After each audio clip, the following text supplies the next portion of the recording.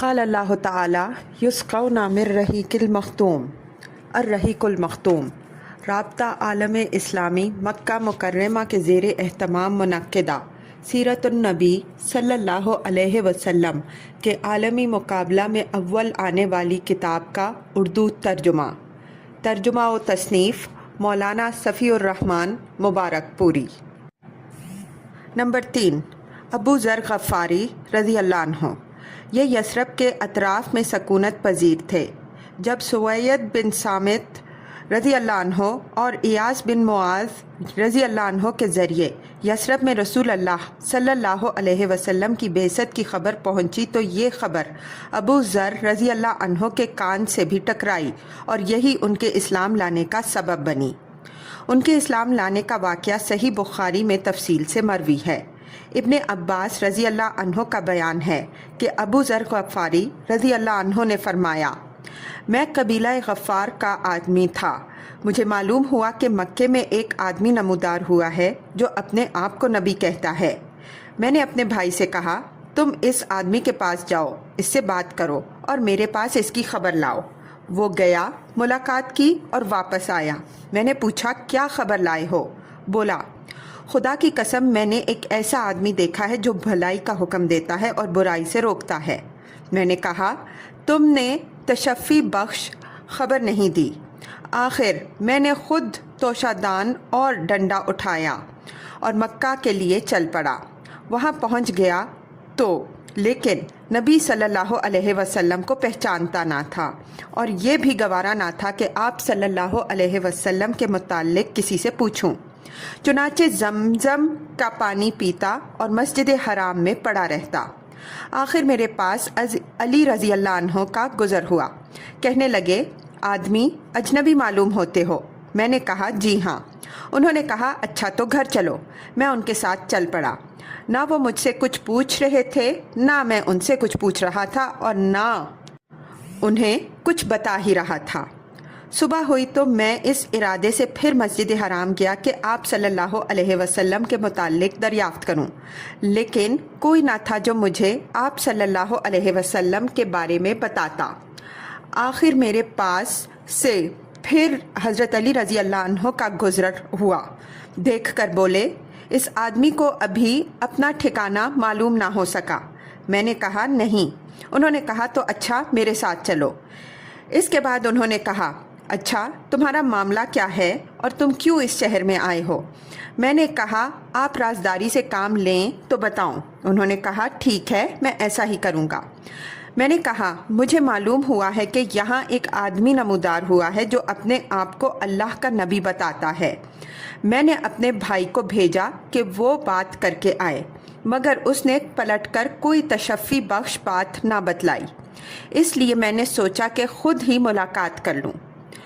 حضرت علی رضی اللہ عنہ نے کہا، بھائی تم صحیح جگہ پہنچے، دیکھو میرا رخ انہی کی طرف ہے، جہاں میں گھسوں وہاں تم بھی گھس جانا، اور ہاں اگر میں کسی ایسے شخص کو دیکھوں جس سے تمہارے لیے خطرہ ہو تو دیوار کی طرف اس طرح جا رہوں گا کہ گویا اپنا جوتا ٹھیک کر رہا ہوں، لیکن تم راستے پر چلتے رہنا۔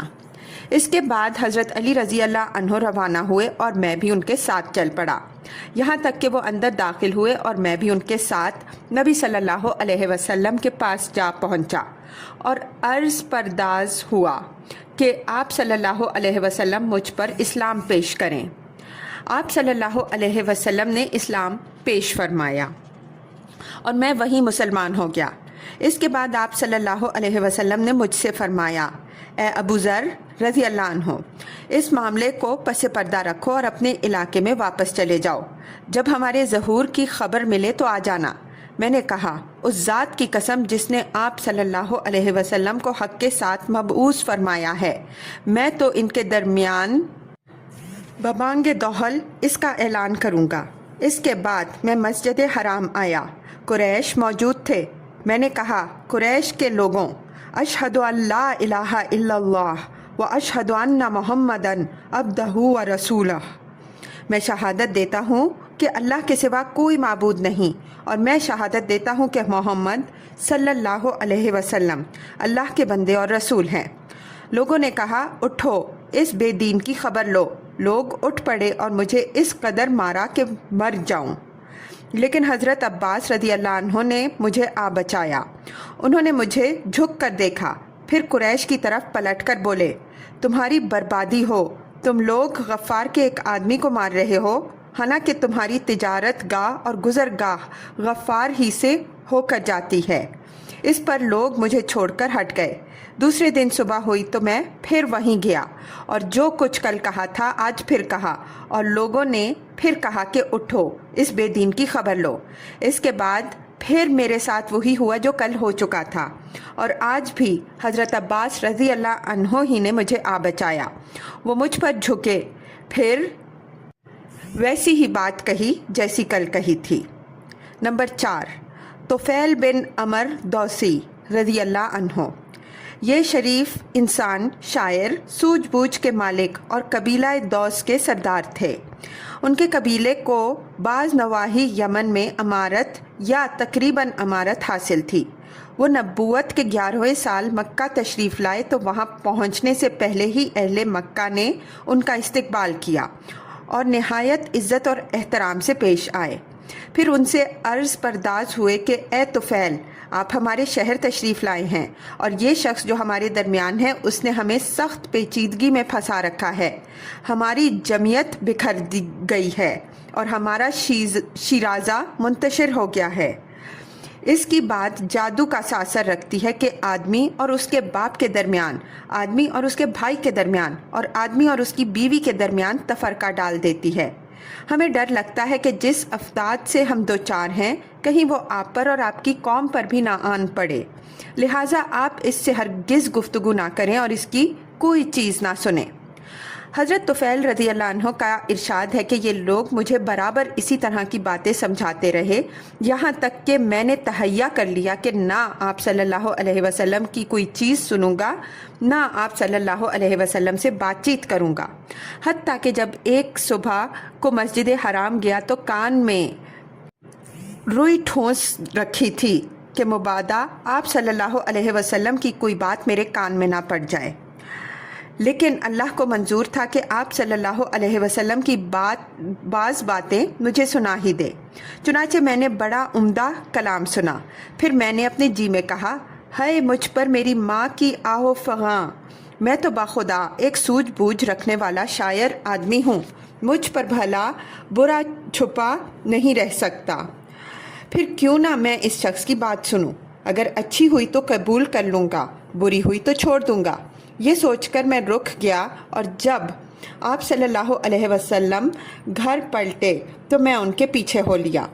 آپ صلی اللہ علیہ وسلم اندر داخل ہوئے تو میں بھی اندر داخل ہو گیا، اور آپ صلی اللہ علیہ وسلم کو اپنی آمد کا واقعہ اور لوگوں کے خوف دلانے کی کیفیت، پھر کان میں روئی ٹھونسنے اور اس کے باوجود آپ صلی اللہ علیہ وسلم کی بعض باتیں سن لینے کی تفصیلات بتائیں۔ پھر عرض کیا کہ آپ صلی اللہ علیہ وسلم اپنی بات پیش کیجئے۔ آپ صلی اللہ علیہ وسلم نے مجھ پر اسلام پیش کیا اور قرآن کی تلاوت فرمائی۔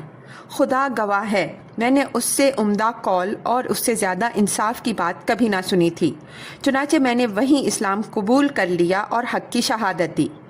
اس کے بعد آپ صلی اللہ علیہ وسلم سے عرض کیا کہ میری قوم میں میری بات مانی جاتی ہے، میں ان کے پاس پلٹ کر جاؤں گا اور انہیں اسلام کی دعوت دوں گا، لہٰذا آپ صلی اللہ علیہ وسلم اللہ سے دعا فرمائیں کہ وہ مجھے کوئی نشانی دے دے۔ آپ صلی اللہ علیہ وسلم نے دعا فرمائی۔ حضرت طفیل رضی اللہ عنہ کو جو نشانی عطا ہوئی وہ یہ تھی کہ جب وہ اپنی قوم کے قریب پہنچے تو اللہ تعالیٰ نے ان کے چہرے پر چراغ جیسی روشنی پیدا کر دی۔ انہوں نے کہا، یا اللہ، چہرے کے بجائے کسی اور جگہ مجھے اندیشہ ہے کہ لوگ اسے مسئلہ کہیں گے۔ چنانچہ یہ روشنی ان کے ڈنڈے میں پلٹ گئی۔ پھر انہوں نے اپنے والد اور اپنی بیوی کو اسلام کی دعوت دی اور وہ دونوں مسلمان ہو گئے، لیکن قوم نے اسلام قبول کرنے میں تاخیر کی، مگر حضرت طفیل رضی اللہ عنہ بھی مسلسل کوشاں رہے، حتیٰ کہ غزوہ خندق کے بعد جب انہوں نے ہجرت فرمائی تو ان کے ساتھ ان کی قوم کے 70 یا 80 خاندان تھے۔ حضرت طفیل رضی اللہ عنہ نے اسلام میں بڑے اہم کارنامے انجام دیے۔ اور یمامہ کی جنگ میں جام شہادت نوش فرمایا۔ نمبر 5، زماد ازری رضی اللہ عنہ، یہ یمن کے باشندے اور قبیلہ ازوشنو کے ایک فرد تھے۔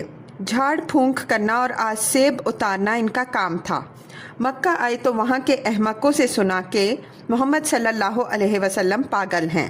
سوچا کیوں نہ اس شخص کے پاس چلوں، ہو سکتا ہے اللہ میرے ہی ہاتھوں اسے شفا دے دے۔ چنانچہ آپ صلی اللہ علیہ وسلم سے ملاقات کی اور کہا، اے محمد صلی اللہ علیہ وسلم، میں آسیب اتارنے کے لیے جھاڑ پھونک کرتا ہوں، کیا آپ صلی اللہ علیہ وسلم کو اس کی ضرورت ہے؟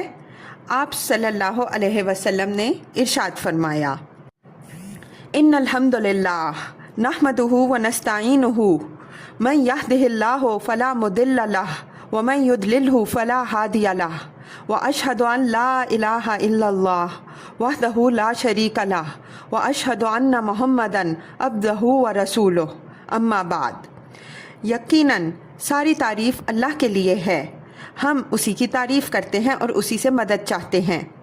جسے اللہ ہدایت دے دے اسے کوئی گمراہ نہیں کر سکتا، اور جسے اللہ بھٹکا دے اسے کوئی ہدایت نہیں دے سکتا، اور میں شہادت دیتا ہوں کہ اللہ کے سوا کوئی معبود نہیں، وہ تنہا ہے، اس کا کوئی شریک نہیں، اور میں شہادت دیتا ہوں کہ محمد صلی اللہ علیہ وسلم اس کے بندے اور رسول ہیں۔ اما بعد، زماد نے کہا، ذرا اپنے یہ کلمات مجھے پھر سنا دیجئے۔ آپ صلی اللہ علیہ وسلم نے 3 بار دہرایا۔ اس کے بعد زماد نے کہا، میں کاہنوں، جادوگروں اور شاعروں کی بات سن چکا ہوں، لیکن میں نے آپ صلی اللہ علیہ وسلم کے ان جیسے کلمات کہیں نہیں سنے۔ یہ تو سمندر کی اتاہ گہرائی کو پہنچے ہوئے ہیں۔ لائیے اپنا ہاتھ بڑھائیے، آپ صلی اللہ علیہ وسلم سے اسلام پر بیعت کروں، اور اس کے بعد انہوں نے بیعت کر لی۔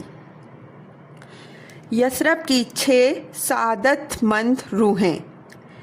11ویں سن نبوت کے موسم حج جولائی 620 عیسوی میں اسلامی دعوت کو چند کارآمد بیج دستیاب ہوئے، جو دیکھتے دیکھتے سرو کامت درختوں میں تبدیل ہو گئے، اور ان کی لطیف اور گھنی چھاؤں میں بیٹھ کر مسلمانوں نے برسوں ظلم و ستم کی تپش سے راحت و نجات پائی۔ اہل مکہ نے رسول اللہ صلی اللہ علیہ وسلم کو جھٹلانے اور لوگوں کو اللہ کی راہ سے روکنے کا جو بیڑا اٹھا رکھا تھا، اس کے تئیں نبی صلی اللہ علیہ وسلم کی حکمت عملی یہ تھی کہ آپ صلی اللہ علیہ وسلم رات کی تاریکی میں قبائل کے پاس تشریف لے جاتے تاکہ مکے کا کوئی مشرک رکاوٹ نہ ڈال سکے۔ اسی حکمت عملی کے مطابق ایک رات آپ صلی اللہ علیہ وسلم حضرت ابو بکر رضی اللہ عنہ اور حضرت علی رضی اللہ عنہ کو ہمراہ لے کر باہر نکلے۔ بنو زحل اور بنو شیبان بن ثعلبہ کے ڈیروں سے گزرے تو ان سے اسلام کے بارے میں بات چیت کی۔ انہوں نے جواب تو بڑا امید افزا دیا، لیکن اسلام قبول کرنے کے بارے میں کوئی حتمی فیصلہ نہ کیا۔ اس موقع پر حضرت ابو بکر صدیق رضی اللہ عنہ اور بنو زحل کے ایک آدمی کے درمیان سلسلہ نسب کے متعلق بڑا دلچسپ سوال و جواب ہوا۔ دونوں ہی ماہر انساب تھے۔ اس کے بعد رسول اللہ صلی اللہ علیہ وسلم منا کی گھاٹی سے گزرے تو کچھ لوگوں کو باہم گفتگو کرتے سنا۔ آپ صلی اللہ علیہ وسلم نے سیدھے ان کا رخ کیا اور ان کے پاس جا پہنچے۔ یہ یثرب کے 6 جوان تھے اور سب کے سب قبیلہ خزرج سے تعلق رکھتے تھے۔ نام یہ ہیں: اسد بن زرارہ رضی اللہ عنہ، قبیلہ بنی نجار۔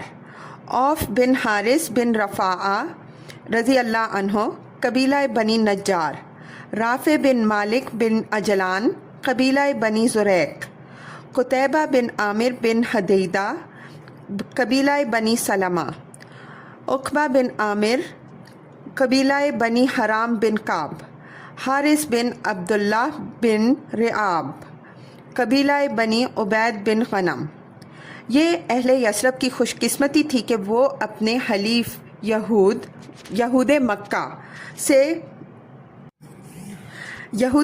مدینہ سے سنا کرتے تھے کہ اس زمانے میں ایک نبی بھیجا جانے والا ہے اور اب جلد ہی وہ نمودار ہوگا۔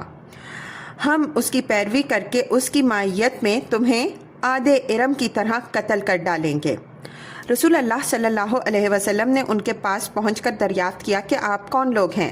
انہوں نے کہا ہم قبیلہ خزرج سے تعلق رکھتے ہیں۔ آپ صلی اللہ علیہ وسلم نے فرمایا یعنی یہود کے حلیف؟ بولے ہاں۔ فرمایا پھر کیوں نہ آپ حضرات بیٹھیں، کچھ بات چیت کی جائے۔ وہ لوگ بیٹھ گئے۔ آپ صلی اللہ علیہ وسلم نے ان کے سامنے اسلام کی حقیقت بیان فرمائی، انہیں اللہ عز و جل کی طرف دعوت دی اور قرآن کی تلاوت فرمائی۔ انہوں نے آپس میں ایک دوسرے سے کہا بھائی دیکھو یہ تو وہی نبی معلوم ہوتے ہیں جن کا حوالہ دے کر یہود تمہیں دھمکیاں دیا کرتے تھے، لہٰذا یہود تم پر سبقت نہ لے جانے پائیں۔ اس کے بعد انہوں نے فوراً آپ صلی اللہ علیہ وسلم کی دعوت قبول کی اور مسلمان ہو گئے۔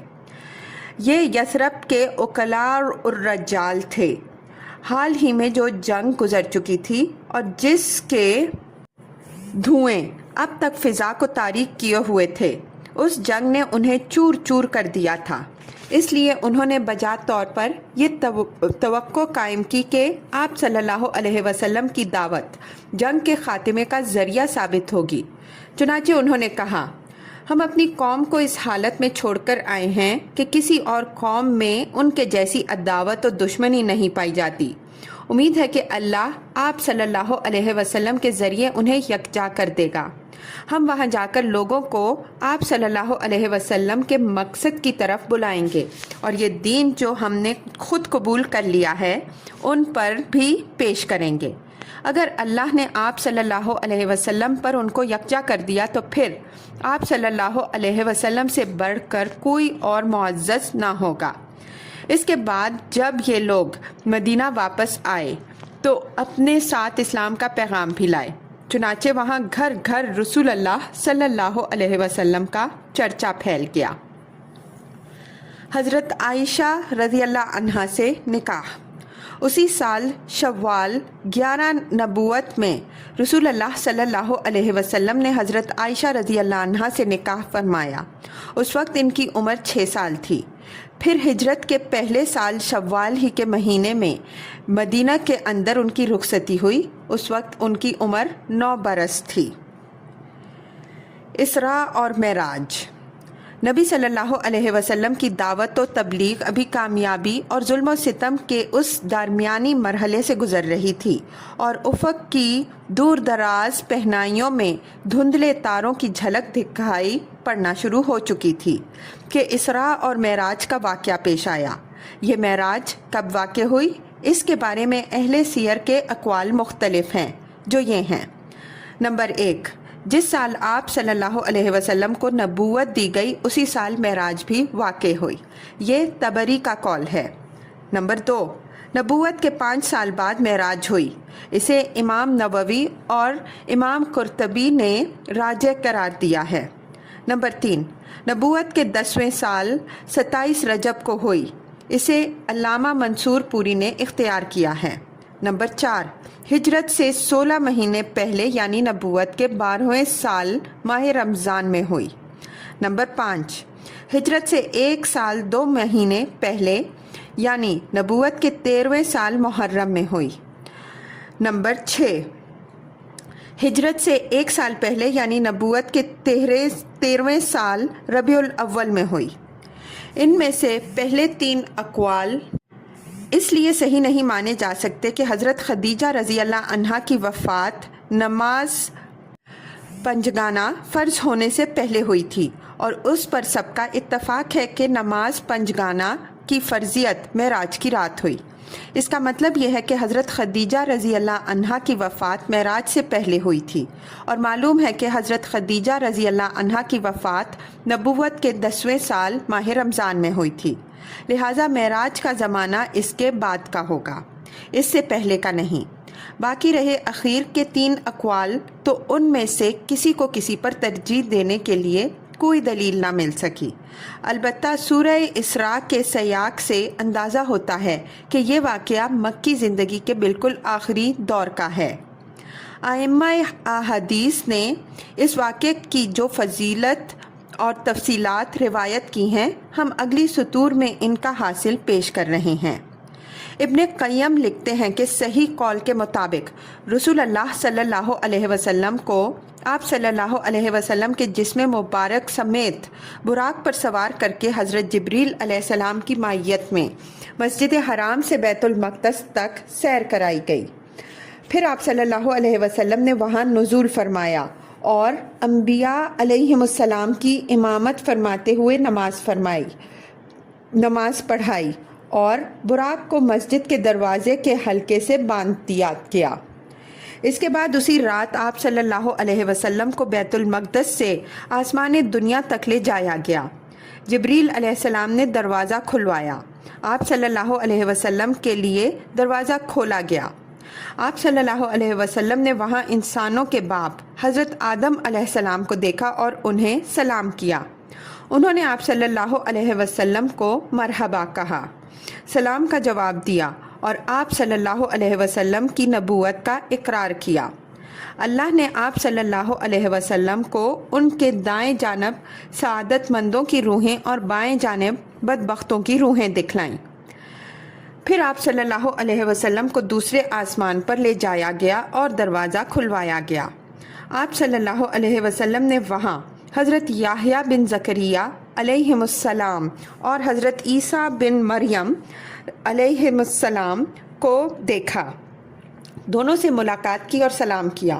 دونوں نے سلام کا جواب دیا، مبارکباد دی اور آپ صلی اللہ علیہ وسلم کی نبوت کا اقرار کیا۔ پھر تیسرے آسمان پر لے جایا گیا۔ آپ صلی اللہ علیہ وسلم نے وہاں حضرت یوسف علیہ السلام کو دیکھا اور سلام کیا۔ انہوں نے جواب دیا، مبارکباد دی اور آپ صلی اللہ علیہ وسلم کی نبوت کا اقرار کیا۔ پھر چوتھے آسمان پر لے جایا گیا۔ وہاں آپ صلی اللہ علیہ وسلم نے حضرت ادریس علیہ السلام کو دیکھا اور انہیں سلام کیا۔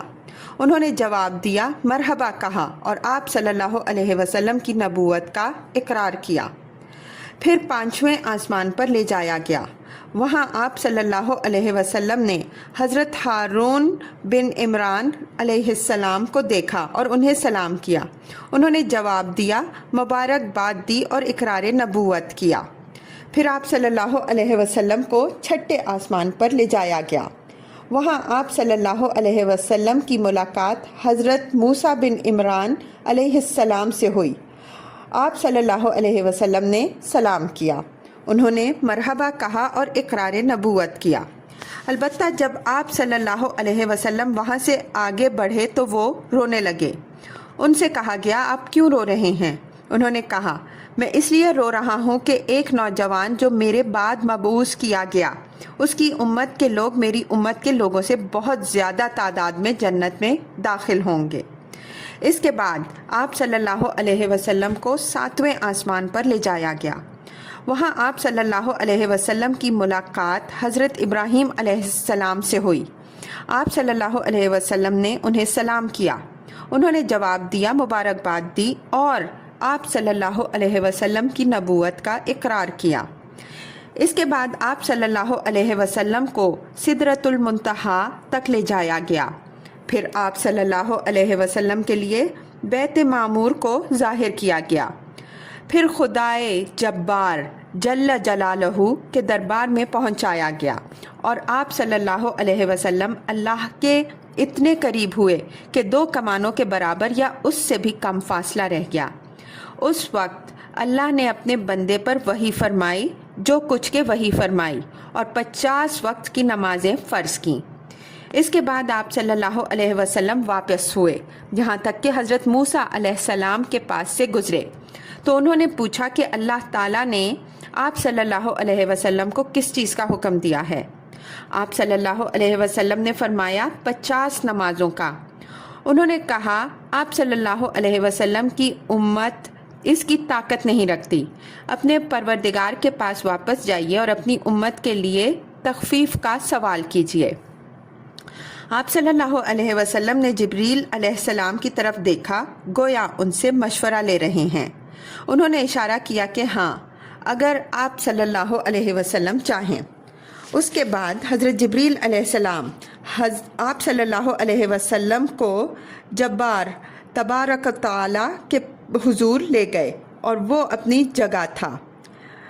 بعض ترک میں صحیح بخاری کا لفظ یہی ہے۔ اس نے 10 نمازیں کم کر دیں اور آپ صلی اللہ علیہ وسلم نیچے لائے گئے۔ جب موسیٰ علیہ السلام کے پاس سے گزر ہوا تو انہیں خبر دی۔ انہوں نے کہا، آپ صلی اللہ علیہ وسلم اپنے رب کے پاس واپس جائیے اور تخفیف کا سوال کیجیے۔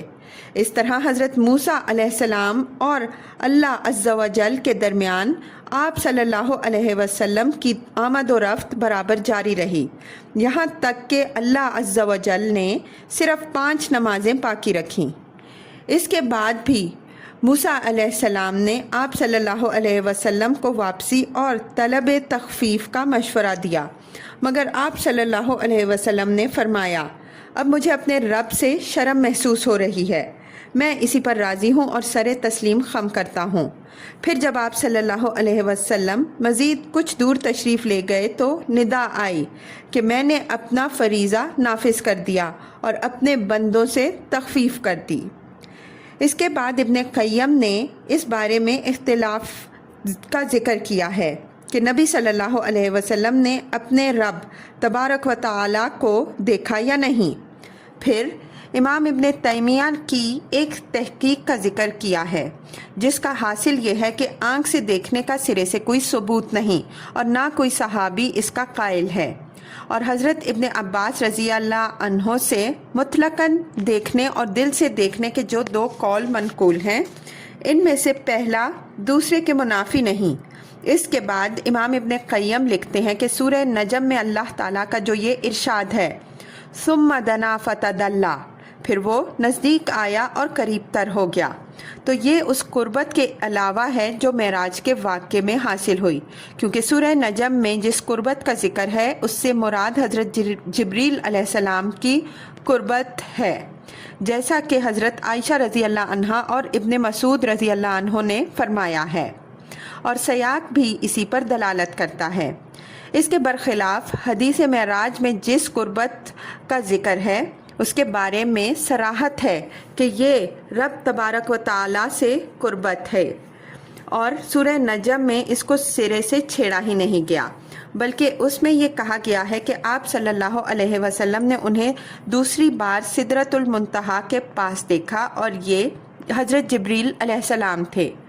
انہیں محمد صلی اللہ علیہ وسلم نے ان کی اپنی شکل میں 2 مرتبہ دیکھا، ایک مرتبہ زمین پر اور ایک مرتبہ سدرۃ المنتہا کے پاس، واللہ عالم۔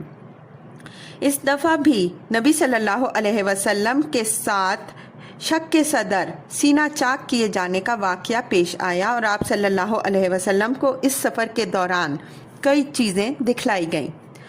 آپ صلی اللہ علیہ وسلم پر دودھ اور شراب پیش کیے گئے۔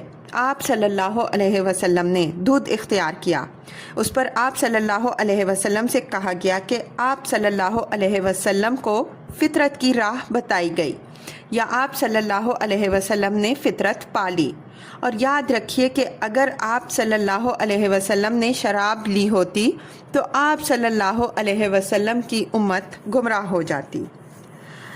آپ صلی اللہ علیہ وسلم نے جنت میں 4 نہریں دیکھیں، 2 ظاہری اور 2 باطنی۔ ظاہری نہریں نیل اور فرات تھیں۔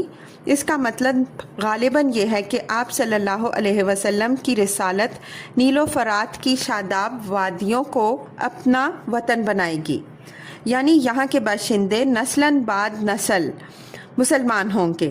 یہ نہیں کہ ان دونوں نہروں کے پانی کا منبع جنت ہے، واللہ عالم۔ آپ صلی اللہ علیہ وسلم نے مالک داروغہ جہنم کو بھی دیکھا۔